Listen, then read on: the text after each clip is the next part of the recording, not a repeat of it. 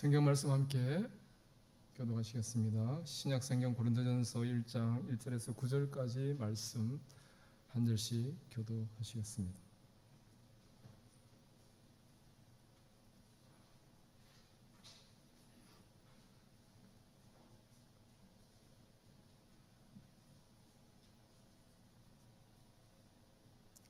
신약 성경 263쪽 고린도전서 1장 1절에서 9절 말씀까지 찾으셨으면 제가 앉아 여러분 한 절 교독하시도록 하겠습니다. 1절 말씀 제가 먼저 읽도록 하겠습니다.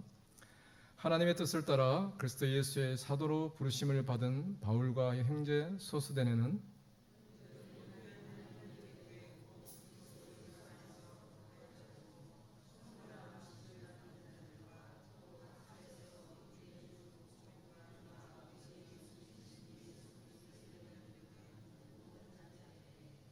하나님 우리 아버지와 주 예수 그리스도로부터 은혜와 평강이 있기를 원하노라.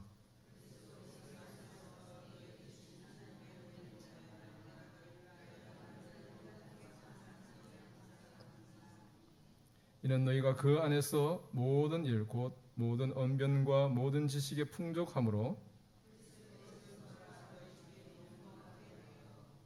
너희가 모든 은사의 부족함이 없이 우리 주 예수 그리스도의 나타나심을 기다림이라.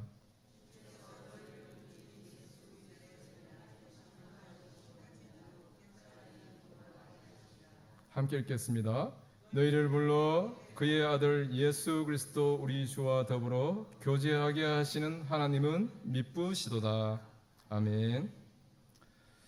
하나님께서 지금 이 시간도 살아계셔서 우리 가운데 일하시기를 간절히 소망합니다. 우리가 교회라 이름하고 성도라 지칭하며 함께 예배의 자리에 서 있습니다. 사람들이 우리를 어떻게 볼지는 모르지만 우리는 우리 스스로를 교회라고 말하고 또 우리 스스로를 성도라 그렇게 자칭하며 살아가고 있습니다. 근데 신자로서 우리가 교회다, 성도다 이렇게 말할 때에 그 의미와 그 가치를 사실은 우리가 참 그 실제 의미보다 그 가치보다 우리가 그 풍성함을 온전히 누리지 못하고 알지 못하고 살아가는 것이 아닌가 하는 생각을 하게 됩니다. 많은 사람들이 모임 그리고 이 공동체 그런 표현들을 쓰지만 교회 건물 또 우리가 추구하는 방향, 목적 그런 것들이 중요하고 함께하는 공동체로서 교회로서 부름을 입은 우리 존재 자체에 대해서 또 이 교회의 가치에 대해서 그냥 세상적인 친목단체와 비교해서 그 수준보다 조금 더 하려면 더 할까 아니면 좀 못할까 그 정도 수준에서 이해하는 경우가 허다한 경우를 보게 됩니다. 그래서 우선순위를 따질 때 나의 일이 우선이 되고 또 사람들과의 관계를 더 중요시 여길 때 언제든지 교회는 차순위로 밀리는 이런 경우를 많이 보게 되고 교회 공동체에서 모여서 함께 신앙생활하는 성도라고 말하는 여러분 좌우에 계신 분들 서로를 어떻게 생각하는가 하면 믿음 안에서의 한 가족이라는 개념보다는 일주일에 한 번 정도 보는 분들 아니면 그보다 조금 더 친밀감 있는 나를 잘 아는 분 그 정도로 우리가 이해하고 살아가고 있는 것은 아닌지 하는 생각을 하게 됩니다. 어찌 보면 세상 친목 모임들은 그들이 추구하는 방향, 목적이 있기 때문에 그 관계가 더 끈끈해지고 오히려 더 친밀하게 그렇게 지내는 경우도 허다하죠. 그래서 오늘 본문 말씀을 통해서 원래 제목은 교회 하나님의 성도됨 이렇게 했는데 오늘 주보의 제목을 거꾸로 해서 하나님의 교회 성도됨이라는 제목으로 함께 말씀을 나누고자 합니다.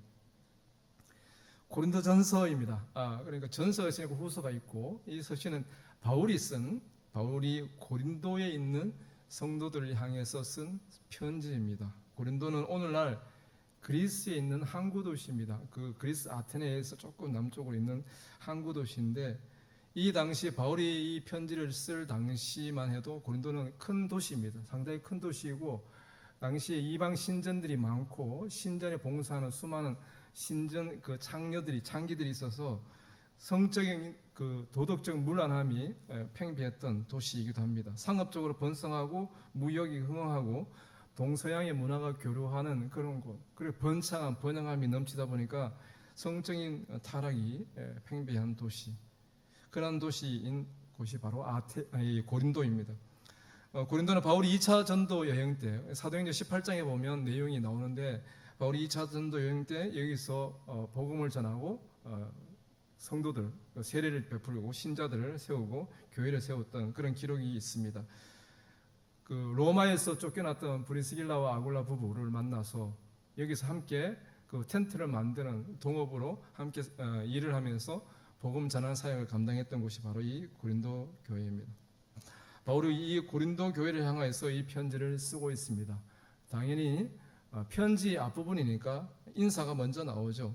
1절 말씀에 보면 바울은 이렇게 자신을 얘기하고 있습니다. 하나님의 뜻을 따라 그리스도 예수의 사도로 부르심을 받은 바울과 형제 소수대네는 이라고 말합니다. 고린도 교회 안에 나중에 여러분 고린도 서신을 계속 읽어보면 아시겠지만 바울의 사도권에 대한 논쟁이 있습니다. 바울이 실제로 예수님과 함께 동행했던 3년 반 동안 따라다녔던 그 12 제자들 속에 속하지는 않았습니다. 바울이 생전에 예수님을 보았는지에 대해서는 기록이 남아있지 않지만 못 본 것으로 우리가 이해를 하고 있는데, 그런 바울이 예수님의 사도, 그 제자들에 속한 또 다른 사도라고 얘기하는 것에 대해서 많은 유대인들이 또 도전을 던지고 그 고린도에 있는 성도들이 거기에 대해서 이렇게 술렁이는 그런 상황이 있었던 것으로 보여집니다. 바울이 자기 자신의 사도권에 대해서 얘기하는 내용이 1절에 있는 것입니다. 1절에 보면 하나님의 뜻을 따라 그리스도 예수의 사도로 부르심을 받았다라고 자기 자신의 사도권에 대해서 얘기하고 있습니다. 그러니까 나 스스로가 나는 사도야라고 주장하는 것이 아니라 나의 사도됨은 하나님의 부르심 때문이다라는 얘기를 하고 있는 것이죠. 그래서 그 사도됨의 권리에 대해서, 그 사도권에 대한 사람들의 도전, 또 사람들의 부정, 이런 것들을 단호하게 거기에 대응하고 있는 모습을 보여주고 있습니다. 물론 바울이 어떻게 회심했는가 하는 내용들을 바울이 몇 번이나 서신서를 통해서 얘기하고 있지만 그 자신이 회심하게 된 그 과정들을 다 들려주고 그 속에서 예수가 그리스도시다는 이 복음을 그들에게 날마다 전했기 때문에 바울은 이 사도권에 대해서 고린도 교회의 성도들에게 들려주고 있는 것을 보게 됩니다. 그래서 그 자신이 전한 그 복음이 바로 이 사도권으로 인해서 흔들릴 수 있는 염려가 있기 때문에 이것을 명확하게 확고하게 세우는 것이 필요한 것이죠. 예를 들어서 그 사람의 신분이 의심스러우면 그 사람이 하는 말은 모두 다 의심이 되는 겁니다. 그러나 신분이 확실한 사람이라면 그 사람이 말은 권위가 있을 수 있는 것이죠. 그러니까 가짜 사기꾼들이 하는 말은 우리가 아무도 안 믿죠. 그렇지만 예를 들어서 어떤 공직자가, 그 분야의 전문가가 그 부분에 대해서 얘기를 한다면 우리가 그 말을 신뢰할 수밖에 없는 것이죠. 바울이 자기 자신의 사도권이 하나님께서 하나님의 뜻을 따라서 나를 세우셨기 때문에 내가 원치는 않았으나 하나님 뜻 때문에 내가 이렇게 사도가 되었다는 얘기를 통해서 이전에 그가 2차 전도 여행 속에서 전했던 그 모든 복음, 그 복음 자체가 결코 거짓이 아니고 진리임을 그들에게 명확하게 하기 위해서 이 부분에 대한 언급이 필요한 것으로 보여집니다. 바울은 자기 자신의 사도권에 대해서 얘기한 이후에 2절과 3절 말씀을 통해서 교회의 공동체에 대한 얘기를 하고 있습니다. 저는 이렇게 정리를 했는데 2절과 3절 말씀에 보면 이렇게 말하고 있습니다. 고린도에 있는 하나님의 교회 곧 그리스도 예수 안에서 거룩하여지고 성도라 부르심을 받은 자들과 또 각처에서 우리 주 곧 그들과 우리의 주 되신 예수 그리스도의 이름을 부르는 모든 자들에게 라고 이 편지를 받는 수신자들을 정의하고 있습니다. 이것을 저는 교회라 이렇게 말씀드리고 싶습니다. 바울이 지금 말하고 있는 교회 공동체의 정의를 보면 이것이 교회가 하나님의 교회다 이렇게 말하고 있죠. 우리가 이 교회 공동체라 모이는데 많은 사람들 교회 안에 분쟁이 있는 경우에 대부분은 그렇습니다. 예를 들어 죄송합니다. 장로님파, 목사님파 이렇게 해서 분쟁이 생긴 경우를 많이 보게 됩니다. 교회가 사람 것이라는 생각이 있는 것이죠. 내가 이 교회에 영향력을 미쳐서 내 뜻을 관철시키고 내가 이 교회를 주도하겠다는 그런 자기 욕심, 예전에 그런 경우를 본 적이 있습니다. 제가 청년 때 다니던 교회에 그 교회를 세웠던, 그 교회에 초석을 놓았던 젊은 그 당시에 젊은 안수 집사님들이 나중에 이제 연세가 드셔서 60대 이렇게 장로님 되셨을 때 내가 이 교회를 세울 때 그런 마음이 있는 것이죠. 인간이었어. 그러다 보니까 그런 자기 주장, 자기 요구, 자기 열정, 그런 것들이 앞설 때 하나님의 교회라는 인식보다는 내 교회, 내가 세운 교회, 내가 어떻게 이 교회를 섬겼는데 라는 그런 마음들이 없지 않아 있을 수 있다는 것이죠. 바울은 교회를 하나님의 교회라 얘기합니다. 그가 물론 복음을 전하고 개척한 교회이긴 하지만 그러나 교회는 하나님의 교회다, 그렇게 말하고 교회 공동체가 이러한 정체성 위에 있다라고 밝히고 있는 것이죠. 하나님께서 세우시고 하나님이 그 교회의 주인 되심을 분명히 말하고 있습니다. 그러면서 바울이 얘기하는 것이 두 가지가 있는데, 첫 번째는 그리스도 예수 안에서 거룩하여지고 성도라 부르심을 받은 자들이라고 말하는 것입니다. 그러니까 이것을 두 개로 나누면 또 그리스도 예수 안에서 거룩하여진 자라고 말하는 것이죠. 예수 그리스도 안에서, 예수 그리스도를 통해서 거룩하게 된 자라고 말합니다. 그것이 바로 교회라는 것이죠. 신자인 것입니다. 우리는 성도라고 이렇게 얘기하죠. 우리는 거룩한 자는 아닙니다. 우리의 한 주의 삶을 돌아보면 우리 안에 얼마나 부족함과 연약함들이 넘쳐납니까? 그것을 다 드러내오면 사실 우리가 서로를 바라보며 살아가기 힘든 존재들인 것이죠. 그럼 우리를 불러주셔서 우리의 모습이 부족하고 연약하고 정말 날마다 넘어져 그런 모습들이 우리 안에 있긴 하지만 그럼에도 불구하고 내가 너를 거룩하다 했다 말씀하시는 그 부르심 때문에 우리가 성도라, 자칭 그렇게 성도라 말하기 부끄럽지만 성도라 말할 수 있게 되는 것이죠. 그리스도 예수 안에서 거룩하게 되어졌다고 말합니다. 예수 그리스도를 통해서 그분이 십자가에 죽으신 십자가 대속의 은혜, 그 핏뿌림을 통해서 거룩하지 않은 우리가 거룩한 하나님의 백성으로 변화된 것입니다. 그 은혜로 하나님 앞에 서 있게 된 것이죠. 이것이 바로 우리 안에 성령님이 계심을 통해서 예수 그리스도를 주로 고백하는 성전, 교회가 된 것입니다. 고린도전서 6장 19절 말씀에 보면 너희 몸은 너희가 하나님께로부터 받은 바 너희 가운데 계신 성령의 전인 줄을 알지 못하느냐, 너희는 너희 자신의 것이 아니라고 얘기합니다. 그리스도의 핏뿌림을 통해서 우리는 이미 그리스도의 것이 되었고 우리 안에 성령께서 계시기 때문에 성령 하나님이 계신, 하나님의 영이 계신 성전이 된 것이죠. 우리는 성전으로서, 교회로서 또 이렇게 함께 모여 하나님을 예배하는 자가 된 것입니다. 그리고 우리는 성도라고 부르심을 받은 자라고 말합니다. 그리스도 예수 안에서 거룩하여진 자들이 성도인 것이죠. 우리가 이렇게 부르심을 받았다는 것은 누군가가 우리를 불러주었다는 것이죠. 그분께서 우리를 불러주셨습니다. 하나님께서 우리를 불러내신 것이죠. 죄 가운데서 우리를 불러내셔서 우리에게 거룩하다라고 호칭을 주시고 성도라 세우신 것입니다.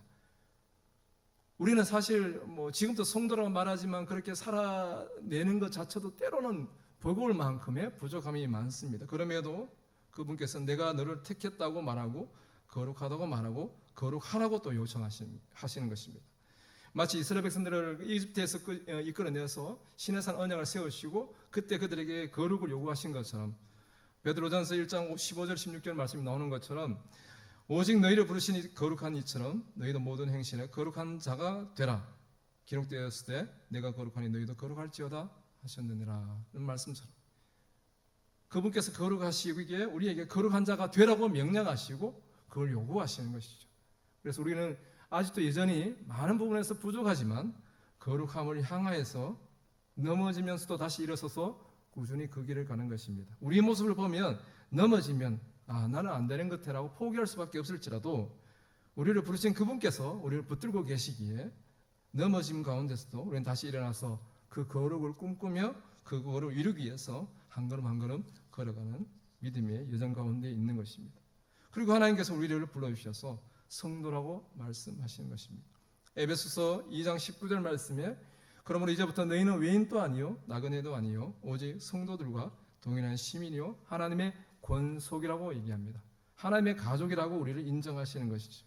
그리고 거룩한 물이 성도라고 우리를 칭하시는 것을 보게 됩니다. 이게 바로 그리스도 예수 안에서 거룩하여지고 성도라고 부르심, 호칭을 얻게 된 자들, 이게 교회라는 것이죠. 그럼 우리 존재가 그렇다는 겁니다. 우리가 우리 스스로 어떻게 보고 어떻게 평가하는가는 중요하지 않습니다. 우리를 귀하다고 인정하신 그분. 여러분, 저희 집에 아이들 셋이 있습니다. 서로 싸울 때 보면 서로의 단점을 지적하면서 막 싸워요. 뭐 이렇게 말랐다고 욕하고, 또 뚱뚱하다고 욕하고, 많이 먹는다고 욕하고, 뭐 이렇게 욕을 합니다. 그렇지만 제가 볼 때는 다 어릴 때, 아기 때처럼 지금도 여전히 너무 소중한 자녀들인 것이죠. 그들 스스로 어떻게 생각하는지 모르겠습니다. 자격지심이 있을 수도 있고요. 스스로의 연약함 때문에 마음이 괴로울 수도 있을지 모르지만, 그럼에도 불구하고 그 모든 조건과 상관없이 그들은 모두 제 자녀들이기 때문에 소중한 것입니다. 하나님이 우리를 그렇게 인정하신다는 것이죠. 그분이 그렇게 인정하시는 것입니다. 창조주께서 누가 뭐래도 너는 소중해. 내가 그렇게 인정하는 거야. 아니, 만드신 분이 그렇게 인정하는데 누가 뭘 할 것입니까? 그래서 우리는 성도됨의 은혜를, 그 호칭을 우리의 것으로 솔직한 마음으로는 자연스럽지 않지만 자연스럽게 이렇게 말하게 되는 이런 모습을 보게 되는 것입니다. 두 번째로 보면 주 예수 그리스도의 이름을 부르는 모든 자들이라고 표현되어 있습니다. 2절 후반부에 보면 우리 주 곧 그들과 우리의 주 대신 예수 그리스도의 이름을 부르는 모든 자들에게 이 편지를 썼는데, 바로 이들이 교회인 것이죠. 주의 이름을 부르는 것은 믿음의 고백을 말하는 것이죠. 믿지 않는 자들을 어찌 부를 수 있겠습니까? 로마서 10장 13절 말씀에 보면 누구든지 주의 이름을 부르는 자는 구원을 받으리라고 말합니다. 우리는 우리 스스로를 구원받은 자, 그렇게 고백합니다. 신자인 것이죠. 이 고백을 받은 이 고백을 하는 자를 주의 이름을 부르는 자로 얘기하는 것입니다. 그래서 우리는 구원받았기에 언제든지 기도의 자리에 나와서 하나님께 아바 아버지라고 기도하는 자가 되는 것입니다. 우리가 지금 당장 이렇게 문을 열고 나가서 길거리 가서 사람들 보면 아무도 하나님을 아버지로 부르지 않습니다. 하나님을 찾지도 않아요. 그게 그들의 모습인 것입니다. 그러나 우리는 어떻습니까? 우리는 하나님을 아버지라고 부르며 하나님을 이름을 부르는 자들입니다. 바로 이게 교회인 것이죠. 이러한 교회는 바로 하나님의 은혜와 평강이 마땅하게 당연히 함께하는 곳이 되는 것입니다.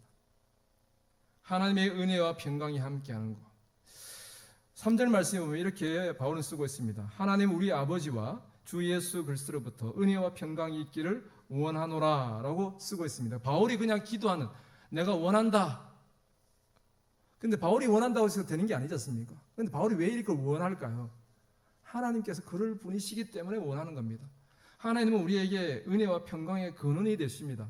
세상 많은 사람들은 그들이 은혜, 평강을 구할 때 내가 돈이 많으면, 집이 좀 평수가 넓으면, 자녀들이 좀 잘 살게 되고 좋은 배우자 만나서 가정을 이루고 잘 살게 되면 평안하리라고 생각합니다. 근데 저보다 훨씬 앞서 사신 우리 선배, 우리 성도님들, 여러분들이 보실 때 그렇습니까? 저는 안 살아봐서 모르겠습니다. 지금. 근데 연세를 드시면서 자녀들 다 키우고 출가가 결혼을 시키고 분가를 시키고 그들이 또 다른 2세, 3세를 낳을 때 그들을 보면 완전히 평안이 보장이 되나요? 우리의 계획은 그렇지만 결코 그렇지 않다는 것을 저보다 더 잘 아시리라고 생각합니다. 우리의 진정한 평강은 하느님 그리고 주 예수 그리스도를 통해서 우리에게 허락되어지는 것이라 저는 믿습니다. 우리의 마음과 생각을 다스리시는 분도 그분이시기 때문에 그렇습니다. 우리에게 은혜를 주시는 분도 하나님이시지 않습니까?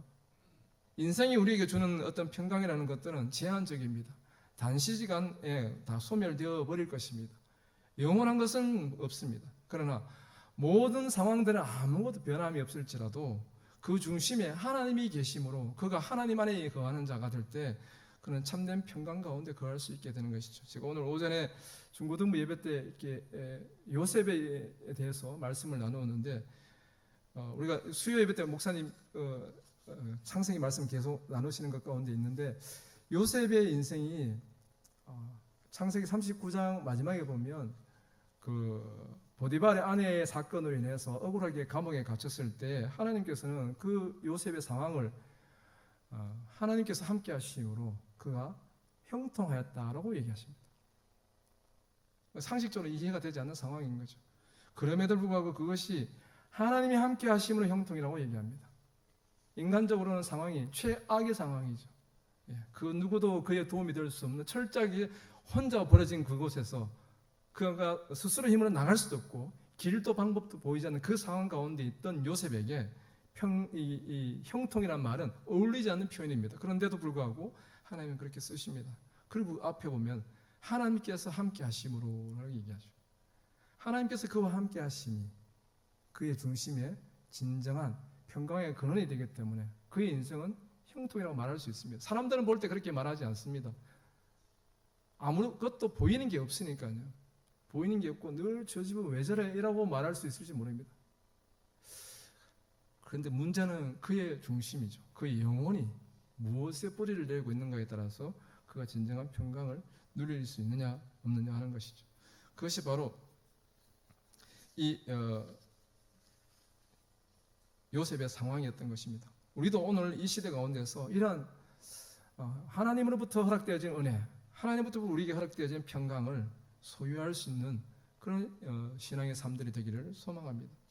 신자들은 이것이 우리 스스로의 고백이 되어야 됩니다. 세상 것에 대해서 소망과 근거를 두고 살아가는 것들이 아니라 창조주 하나님께서 진정한 구원의 은혜와 평강의 근거가 되신다는 것을 알고 그 하나님께 우리의 사모함을 드리고 우리 그 하나님께를 향하는 마음으로 인해서 우리의 존재가 진정한 변화 가운데 서 있을 때만이 우리는 이 고백, 바울이 이렇게 구하는 것처럼 바울이 이 편지를 쓰는 상황이 어떠합니까?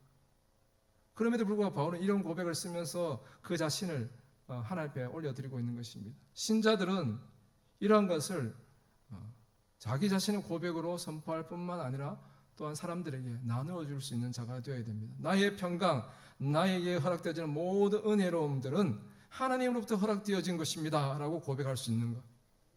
보여지는 외적인 것들이 아니라 그의 중심이 정말 저 사람이 그런가 라고 사람들이 들여봤을 때 이해할 수는 없지만 그가 그렇게 고백하는 것이 거짓이 아니구나 하는 것들이 드러난다면 사람들은 그것을 인정할 수밖에 없을 것입니다.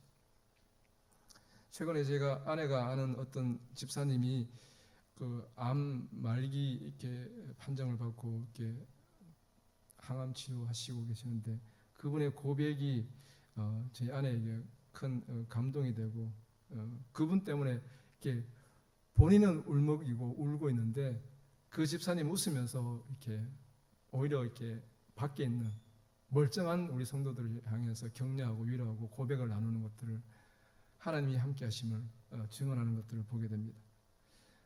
사람들은 이해할 수 없는 것이죠. 언제 죽을지 모르는 그런 어떤 생명이 죽음이 눈앞에 있는 분인데 오히려 그가 웃는 모습으로 성도들을 위로하고 하나님이 함께 하시고 내가 정말 평안과 기쁨 가운데 있다. 이전에 내가 알지 못한 은혜를 내가 누리고 있다 고백하는 그 고백이 이해가 우리가 사실 안 되는 것이죠. 그것을 통해서 사람들에게 드러나는 것은 그가 대단하다가 아니고 하나님은 도대체 어떤 분인가 하는 고백들이 있을 수밖에 없는 것입니다. 우리는 어쩌면 이러한 신앙 고백으로 살아가는 자들이 되어야 되고 이것을 통해서 세상 가운데 진정한 교회의 의미를 드러내는 자들이 되어야 되지 않을까 싶습니다. 그렇다면 우리 신자된 자의 삶은 어떻게 되는 것인가요? 4절 이하의 말씀들을 보면 신자된 자들의 삶에 대해서 바울은 또 이렇게 고백하고 있는 것을 보게 됩니다. 4절에 그리스도 예수 안에서 너희에게 주신 하나님의 은혜로 말미암아 내가 너희를 위하여 항상 하나님께 감사한다 라고 얘기합니다.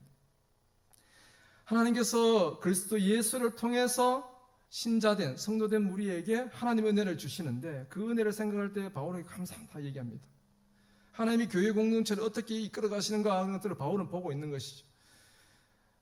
그 고린도 교회 성도들을 향한 이 바울의 고백 그리고 그 교회 성도들이 이 은혜 하나님이 주신 그들에게 허락하신 은혜가 어떤 것인가를 보면서 오늘 이 시대 1세기의 성도들의 삶이긴 하지만 그들도 마치 1세기가 종말인 것처럼 살았던 자들입니다. 오늘 우리도 이 시대를 말세지 말이라고 얘기하지 않습니까? 마지막 중에 마지막을 살아간다고 우리는 고백합니다. 정말 주님이 지금 당장 오셔도 뭐 이상할 일이 없을 만큼의 시대 가운데 우리가 살고 있습니다. 이 시대 가운데 우리는 또 이 고린도 교회 성도들에 대한 바울의 고백을 통해서 우리 자신의 모습을 확인할 수 있으면 좋겠습니다. 고린도 교회 안에서는 다양한 교회 공동체의 어려움들이 존재하고 있는 것을 보게 됩니다. 고린도서신을 계속 읽다 보면 그들에게 허락되어진 하나님의 은혜가 풍성하지만 동시에 교회 안에 다양한 이런저런 표현하기 어려운 만큼의 그런 많은 영적인 육적인 교회 공동체의 문제들이 많이 존재하고 있는 것을 보게 됩니다. 그런데 바울은 먼저 이 서신을 쓰면서 앞부분에 이 인사의 말을 전하면서 그들에게 감사의 얘기를 하고 있는데, 그들한테 감사하다고 고백하는 내용들이 무엇인가 하면 그것이 바로 5절부터 7절에 나오는 내용들입니다.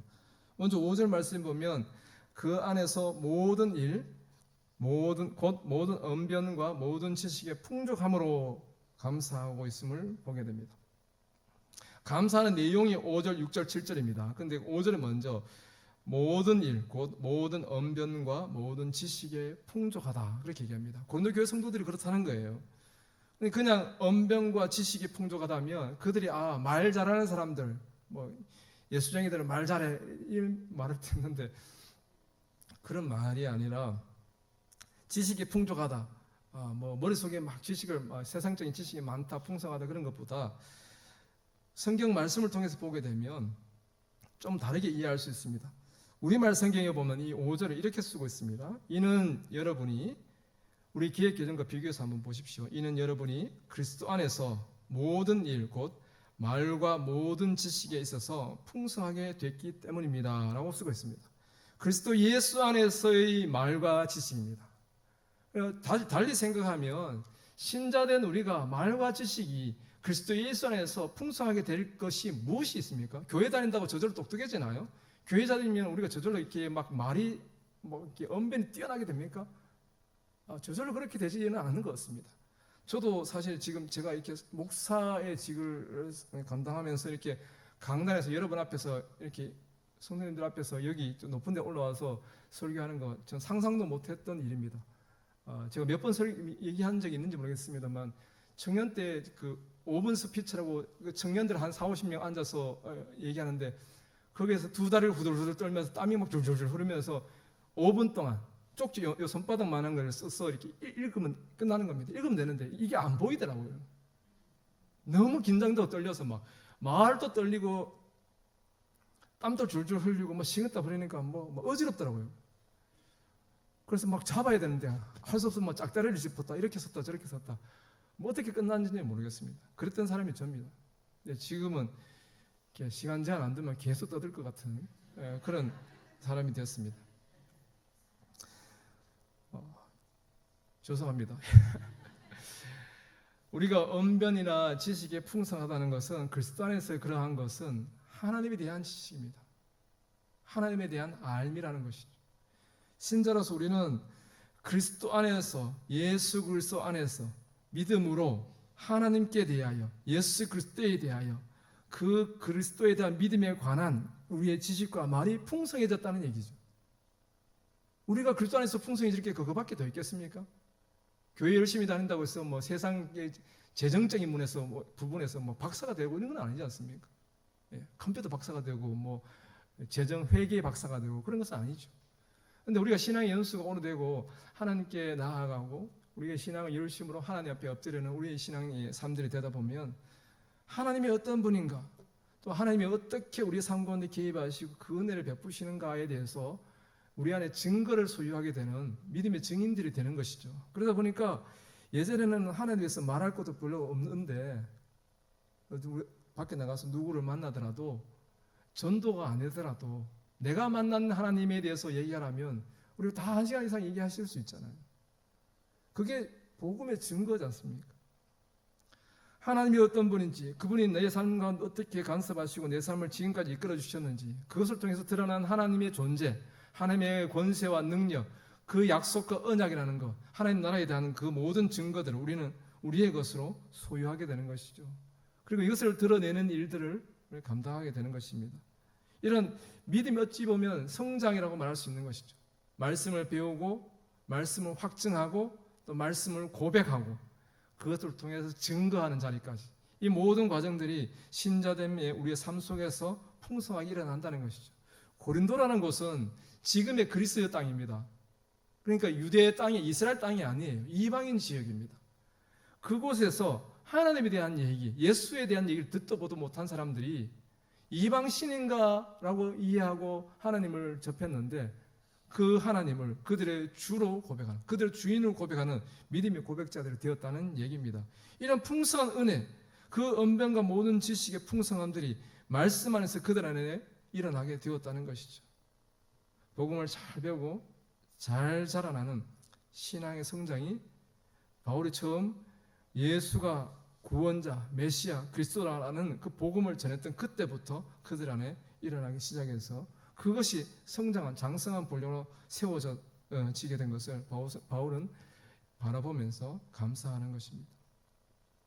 우리의 신자로서 이런 믿음의 성장을 이루어내야 되는 것입니다. 성장은 믿음 안에 있으면 필연적인 것이죠. 요한복음 말씀에 나오는 것처럼 하나님께서 농부고 예수 그리스도께 접붙임 받은 가지 된 우리는 자라게 되어 있는 것입니다. 생명력이 우리에게 있는 것이 아니고 그리스도께 생명이 있기 때문에 그 생명이 우리에게로 들어와서 우리가 필연적인 성장이 일어나야 된다는 것이죠.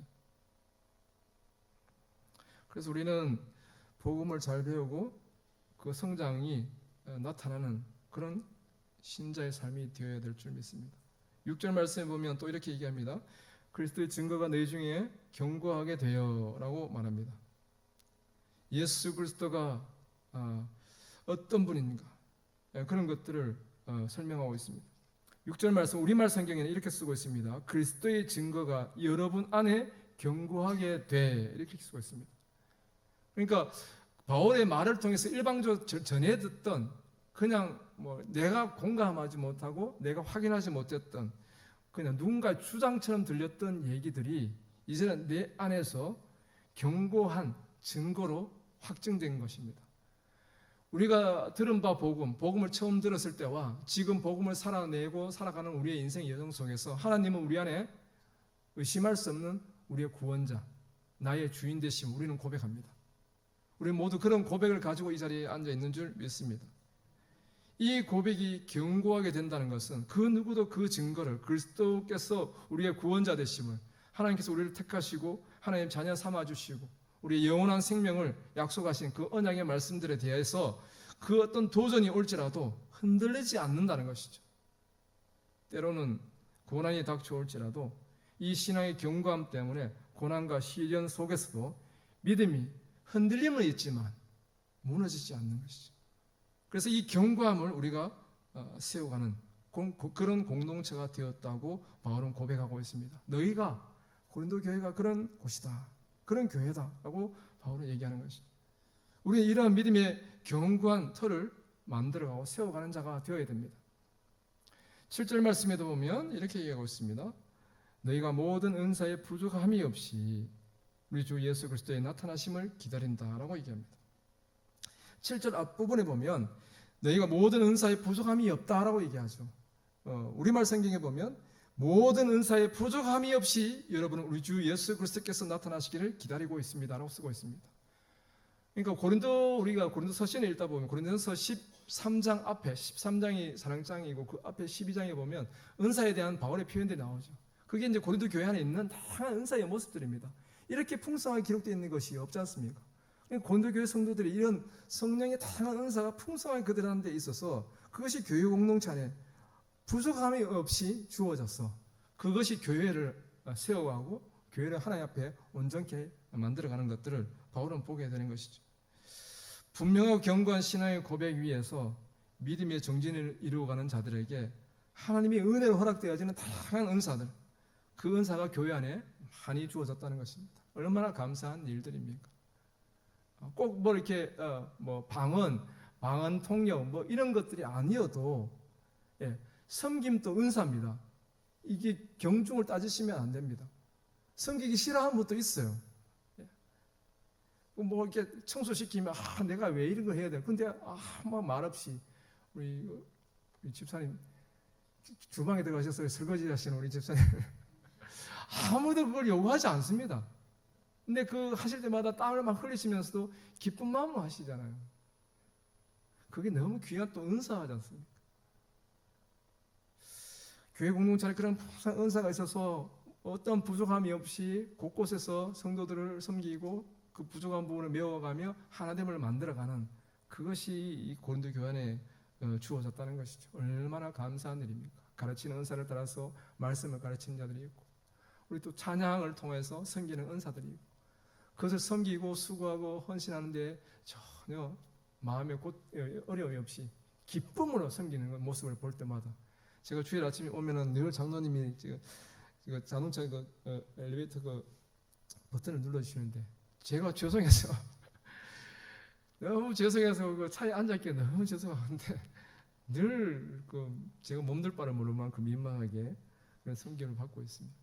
근데 그것 때마다 늘 장로님이 막 웃으시면서 그렇게 하시는 것들이 너무 큰 도전이 되고 은혜가 되기도 합니다. 또 7절 후반부에 보면 또 얘기합니다. 우리 주 예수 그리스도의 나타나심을 기다리는 자들이라고 얘기합니다. 신자는 주님의 재림을 기다리는 자들인 것이죠. 주의 재림을 사모하는 믿음으로 나아가는 자들입니다. 신자로서 우리가 이 땅에서 영구할 것처럼, 이 땅에 속된 말로 그냥 군대 말뚝 받듯이 이 땅에 말뚝 받고 이 땅에서 잘 먹고 잘 살겠다고 거기에 막 올인하고 그렇게 사는 분들이 있을 수도 있습니다. 근데 참 신자라면 우리의 소망은 하나님의 주 예수 그리스도의 오심, 주님의 재림이라고 말하며 우리의 삶은 그것에 맞추어서 살아가는 자들이 되어야 될 것입니다. 이 땅에서의 충성됨, 또 함께 장차 임할 온전한 하나님 나라의 성취를 함께 이루어가는 자들. 물론 이 땅에서 열심히 최선을 다해 살고 주의 나라의 오심을 간절히 바라고 이 두 가지를 함께 소유하고 살아가는 자들이 되어야 되는 것이죠. 성경은 하나님 나라를 얘기합니다. 하나님 나라는 교회 공동체를 통해서 이 땅에서 우리가 경험하게 된다고 또 그렇게 설명합니다. 우리가 함께 모여서 예배드리는 곳에서 하나님이 임재하심과 하나님이 함께하심, 하나님께 통치하심, 그것이 우리의 삶 속에서 고백되어지고 그것이 우리에게 누려질 때에 보이지 않는 하나님 나라, 믿음의 선진들이 멀리서 바라만 보면서도 그 하나님 나라를 소망하며 기꺼이 그 믿음의 고난의 길을 걸어갔던 것처럼 우리도 그 길을 걸어가는 자들이 되어야 되는 것이죠. 그 사모함이 우리에게 있습니까? 진정 이 땅 가운데서 우리가 하나님 나라의 기쁨과 감격을 경험하지 못하고 맛보지 못하면 하나님 나라는, 천국은 죽어서 가는 곳, 그래서 약간 감이 떨어질 수 있습니다. 그래서 우리는 이 땅에서 신자로서 교회 공동체를 함께 할 때마다 이 교회 공동체 안에서 이미 임한 하나님 나라, 2000년 전에 예수 그리스도의 오심을 통해 우리에게 선포되어지는 그 하나님 나라의 은혜가 우리의 삶 속에서 더 풍성히 경험되어지기를, 그리고 우리가 그것을 정말 누리며 살기를, 그래서 이 땅에서 하나님 나라를 누림을 통해 영원한 하나님 나라를 사모하고 그 하나님 나라를 소망하는 것 가운데 주님이 곧 오시기를 간절히 바라는 자들이 되어야 될 줄 믿습니다. 현실의 삶 속에서 은혜와 경고케 된 믿음을 통해서 우리는 완성되는 하나님 나라, 주의 재림을 사모하게 되는 것이죠. 이러한 신자의 삶이 교회 공동체, 성도된 자들의 모습일 것입니다. 바울은 고린도 교회 성도를 바라보면서 그들 안에 이러한 모습들로 인해서 하나님 앞에 감사의 고백을 올려드리고 있습니다. 그래서 바울은 8절과 9절 말씀을 통해 하나님께 이 고린도 교회의 성도들을 의탁하며 권면하는 말을 전하고 있는 것을 보게 됩니다. 바로 하나님의 신실하심, 그 신실하신 하나님의 일하심으로 이들이 믿음 안에서 이 길을 한결같이 나아가기를 소망하며 이렇게 말하고 있습니다. 8절 말씀에 주께서 너희를 우리 주 예수 그리스도의 날에 책망할 것이 없는 자로 끝까지 견고하게 하시리라고 얘기합니다. 바울은 교회 공동체를 하나님께, 주 예수 그리스도께 의탁을 드립니다. 우리가 교회 공동체를 모였을 때 우리가 으쌰으쌰 잘하면 우리가 잘 될 거라고 우리는 생각할 수 있습니다. 그런데 하나님의 일하심이 없으면 우리는 인간의 모임이 될 수밖에 없습니다. 철저하게 세상적인 친목 모임으로 달려갈 수도 있습니다. 우리끼리. 제가 교회 공동체 안에서 보면은, 제가 중고등부 때도 그랬고요. 저는 이제 시골에서 살아다가 대구로 이렇게 유학을 나와서 공부를 하게 됐는데, 저는 이렇게 내성적인 사람이었습니다. 그러니까 사람들과 막 적극적으로 만나서 의사소통을 하고 인사하고 반갑다 그래, 이런 성격이 아닙니다. 없으면 없는 대로, 있으면 있는 대로 그냥 있으나 마나 표 안 나게 자기가 나를 친하게 안 대하면 내가 자기 친하게 안 대하면 되지. 이러고 살았습니다. 그러다 보니까 그냥 혼자 왔다 갔다 하기도 하고 뭐 친하게 되면 또 그 사람과 엄청 또 친해지는 뭐 그런 성격입니다. 그러다 보니까 교회 가면 그 끼리끼리 안에 못 들어가게 되더라고요. 누가 막 끌어주지 않으면 못 들어갔습니다. 그래서 청년 때도 약간 모태신앙이었지만 방황하고 헤맸는데 어떤 한 선배가 저를 막 끌고 막 지하실로 끌고 내려가서 제가 청년부에 열심히 다니게 되었던 그런 경험이 있습니다. 교회 공동체 하나도 마찬가지인 것이죠. 우리를 사람들이 교회를 세워가는 것이 결코 아닙니다. 하나님의 은혜로 하나님의 일하심이 없다면 우리는 그냥 인간적인 모임으로 끝날 수 있습니다. 근데 바울은 고린도 교회를 보면서 교회를 주님께 올려드리고 있습니다. 주님의 날, 예수 그리스도의 날, 곧 재림의 날까지 이 성도들이 잘 보존되기를 기도하고 있는 것이죠. 우리의 신앙은 온전함이 아니라 전적인 하나님의 의존, 하나님께 대한 의존으로 우리는 이어져 갈 수가 있습니다.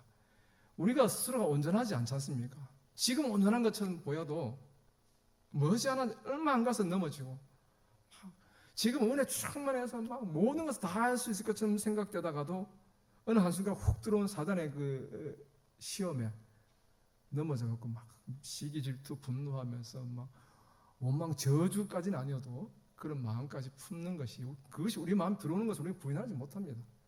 우리가 실존이 우리 실체가 그렇습니다. 무엇을 통해서 우리가 이 일들을 감당할 수 있습니까? 신자의 삶을 제대로 주님 오실 때까지 한결같이 감당해 갈 수 있을까요? 우리는 그런 능력이 없는데 바울은 주님께서 그렇게 해주시기를 기도하고 있는 것입니다. 주의 은혜가 우리를 능히 경고케 하실 것을 바울은 믿고 있는 것이죠.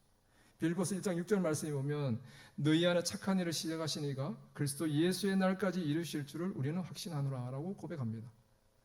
그리스도 예수의 날, 바로 재림의 날까지 우리 안에 착한 일을 시작하신 이, 하나님께서 구원의 은혜의 역사를 우리 안에 시작하셨지 않습니까? 그 생명의 역사를 시작하신 것은 그분입니다. 하나님이십니다. 예수 그리스도를 통해서 우리 안에 이 일을 시작하셨죠. 우리가 원한 거 아닙니다. 우리가 태어나면서 나는 예수 믿는 사람이 되어야 되겠다. 나는 이 왕도교에 다니면서 일평생 헌신하리라 그렇게 작정하고 태어나신 분 아무도 없습니다. 그런데 우리가 여기 있지 않습니까? 주님이 시작하신 것이죠. 하나님께서 우리 안에 이 일을 시작하셨습니다. 그리고 그것을 그분께서 재림의 날까지 완성하실 줄 믿습니다. 그래서 바울은 그 한결같으신 신실하신 하나님께 그 약속하신 언약을 따라 그것을 성취해 주시기를 간절히 열망하며 이런 간절한 소망을 고백하고 있는 것을 보게 됩니다. 세번역 성경에 보면 이 8절을 이렇게 쓰고 있습니다. 우리 주 예수 그리스도께서 나타나실 날에 여러분이 흠잡을 데 없는 사람으로 설 수 있도록 주님께서 여러분을 끝까지 튼튼히 세워주실 것입니다. 주님께서. 그러니 나의 신앙도 내가 세워가는 것이 아닙니다. 주님께서 나를 세워가시기를, 주님께서 흠잡을 때 흠 많고 부족함이 많은 인생을 붙들어 주셔서 주님 앞에 서는 그 마지막 날에는 흠 없는 그런 모습으로 주님 앞에 설 수 있도록 주여 도와주옵소서.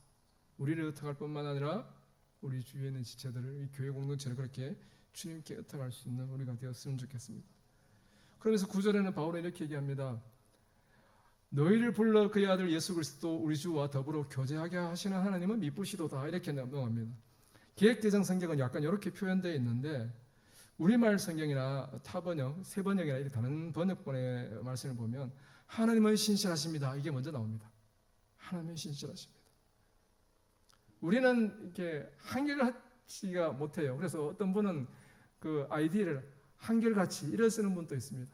얼마나 한결같이 되었으면 좋겠다는 열망이 있을까요? 보면서 나도 똑같은데 이런 생각을 한 적이 있습니다. 근데 우리 한결같이가 못해요. 그래서 참 우리가 예배를 드리는 것도 그런 것이 아닌가 생각됩니다. 주일 예배로 충분하면 한 번 드리고 끝나면 될 텐데 오후 예배 또 드리잖아요. 이렇게 주일 2번 예배 통해서 말씀으로 탁 주사를 한번 맞고 일주일 나가면 또 버티다가 또 막 쉬는 막 자빠지고 쓰러지면 또 이제 수요 예배 나와서 주여 이런 또 그게 안 되면 매일 새벽기도 나와서 또 막 그렇다고 저는 예전에 젊을 때 어릴 때는 그런 생각을 했었습니다. 그런 건 아니겠지만요. 그만큼 우리가 우리 자신을 신뢰하지 못하는 연약함이 있다는 겁니다. 그런데 바울은 하나님은 신실하시다 이렇게 얘기합니다. 우리 인생을 얻지 못할지라도 하나님은 신실하시다. 하나님은 신실하신 분이십니다. 하나님은 신실하신 분이십니다. 그러기에 우리를 세우실 그분은 한결같이 이 일을 이루실 것입니다. 그렇게 바울은 의지하고 있는 것입니다. 그리고 9절 후반부에 한 가지 더 얘기합니다. 그게 뭐냐면 너희를 불러 그의 아들 예수 그리스도 우리 주와 더불어 교제하게 하시는 하나님을 얘기합니다. 이렇게 얘기하면 또 약간 명쾌하게 들리지 않는데 우리말 성경에 보면 이렇게 쓰고 있습니다. 9절을 하나님께서는 신실하신 분입니다. 여러분은 하나님의 신실하심으로 인해 그분의 아들 예수 그리스도 우리 주와 함께 교제하도록 부르심을 받았습니다. 좀 이렇게 명쾌해집니까? 하나님이 신실하시기 때문에 우리를 주님이 오시는 그날 재림의 날까지 우리를 끝까지 튼튼하게 세워주실 것인데 그 신실하신 하나님이 그 마지막 날까지 세워주실 뿐만 아니라 지금 이 순간부터 그 날까지 우리를 어떻게 해요? 예수님과 교제하도록 불러주셨다는 겁니다. 그래서 우리는 그리스도 주와 함께 교제하도록 부름을 입은 자로서 여기에 있는 것입니다. 이것이 신자된 우리의 삶이라 할 수 있습니다. 세상 속에서 불신자들과 함께 살아가긴 하지만 그러나 날마다 우리는 그리스도와의 교제함 속에서 살아가는 자들이 되어야 됩니다. 그리스도와의 교제를 통해서 주님과 더욱 함께하고 더욱 가까이하며 그와의 친밀한 교제 안에서 우리의 믿음이 견고하게 세워지고 하나님 일하심을 경험하고 누리는 그런 은혜와 축복이 있을 줄 믿습니다. 어찌 보면 바울의 이 고백은 에덴 동산에서 하나님과 교제했던 아담과 하와를 연상하게 합니다. 날마다 하나님과 교제했던 그 교제 안에서 살았던 처음에 범죄하기 이전의 인생, 인간의 모습, 인간 존재의 모습. 예수 그리스도께서 오심을 통해서 우리를 예수 그리스도의 교제 안으로 초대하시고 구원받은 자로서 그리스도와 날마다 함께하고 교제하는 그 삶을 통해 온전한 신자, 성도됨의 삶을 우리로 누리게 하시는 그 하나님의 일하심이 우리에게 허락되어졌다는 것이죠. 그래서 우리는 그리스도와 교제하는 자로서 살아가는 자, 바로 신자가 된 것입니다. 성도가 된 것이죠. 그러기에 우리 성도된 자들은 믿음 안에서 오직 창조주 하나님, 또 우리를 부르신 하나님의 인도하심을 전적으로 바라는 삶을 살아야 되는 줄 믿습니다. 교회 공동체로서 우리는 또한 이런 믿음을 서로 돌아보고 세상 많은 사람들이 우리에게 요구하고 또 우리를 약간 푸시해서 압박하는 세상을 바라보는 인생에게 주목하는 것이 아니라 원래 우리 창조되었던 그때 날마다 하나님을 주목하고 하나님과 교제했던 그때처럼 창조주 하나님을 더 선명하게 인식하고 또 고백하고 의지하는 그런 모임으로서의 연합한 공동체, 그것이 우리 교회가 되어야 될 줄 믿습니다. 우리의 믿음을, 우리의 신앙을 온전케 하시고 이끄시고 완성하시는 그 하나님이심을 우리가 선명하게 알고 고백하고 의지할 수 있는 우리가 되었으면 좋겠습니다. 말씀을 정리하면서 우리가 성도, 교회됨의 그 의미, 정체성을 좀 다시 한번 확인하고 고백할 수 있기를 원합니다. 우리를 부르시고 거룩하게 하시는 하나님, 그 거룩하게 하시기 위해서 우리를 불러주신 그 하나님, 우리의 그 허락되어진 이 선택이 그냥 천국, 하나님의 자녀됨이라고 끝나버리는 사건이 아니라 계속 이어지는 연속된 과정 속에 있다는 사실을 알고 우리가 교회로서 성도로서의 정체성을 고백하면 고백할수록 날마다 그 부르심에 합당한 거룩함을 이루어가는 우리의 모습들이 되어질 수 있기를 소망합니다. 두 번째, 신자된 삶들, 신자로서 우리의 삶들은 우리를 보존하시는 분도 하나님이시고 우리를 세우시고 우리를 견고하게 이루어가시는 그 하나님의 은혜를 따라서 우리가 더욱더 온전한 믿음으로 신앙으로 하나님 나라를 살아내는 또 소망하는 우리의 삶들이 되어야 될 줄 믿습니다. 이 땅 위에 살지만 비록 이 땅에서 우리가 소망하고 누리는 것들, 또 우리가 원하는 것들이 있긴 하지만 그것이 진정으로 참된 소망이 아니고 우리의 참된 소망은 하나님 나라, 하나님과 교제 안에서 누리는 삶이라는 것을 우리가 잊지 마시기를 간절히 원합니다. 세 번째, 우리가 신자된 자로서 우리는 오직 하나님 한 분만 우리가 의지해야 된다는 것을 고백할 수 있기를 원합니다. 우리를 부르시고 세우시고 경고케 하시며 마지막 날까지 우리를 인도하실 그 신실하신 하나님, 때로는 우리의 마음속에 우리 눈에 보이는 것들이 다 꺾여지고 절망과 낙심 가운데 있을지라도 우리 눈을 들어서 하나님을 바라보며 신실하신 하나님, 오직 하나님 한 분만이 완전한 나의 주가 되십니다. 그 신실하신 하나님이 나의 유일한 소망과 의지가 됩니다 라는 고백을 올려드릴 수 있는 그런 믿음의 우리 왕독의 모든 성도님 되시기를 간절히 축원합니다. 기도하겠습니다. 존귀하신 하나님 아버지, 감사합니다. 부르심의 은혜를 따라 하나님의 자녀됨의 그 놀라운 축복을 우리에게 허락해 주심을 감사합니다. 우리가 매주마다 모일 때마다 하나님을 향하여 예배하며 나아가지만, 그러나 하나님, 우리의 부르심이 어떠한 것인지, 이 놀라운 은혜가 어떻게 우리에게 주어졌는지, 또 우리를 통하여 하나님께서 어떤 일들을 이루어 가시는지를 더욱더 선명하게 깨닫고 고백할 수 있기를 원합니다. 이 악하고 험한 시대 가운데서 우리의 믿음을 지켜가는 일, 우리의 힘으로 되지 않음을 고백합니다. 주여 도우시고 불쌍히 여기셔서 우리를 부르신 그분께서 이 일을 완성하여 주시기를, 반드시 신실하게 그 일을 이루실 그 하나님을 우리가 믿음으로 소망할 수 있는 우리 모든 성도님들에게 축복하여 주옵소서. 우리를 통해 영광받기를 기뻐하시는 예수 그리스도의 이름으로 기도드립니다. 아멘.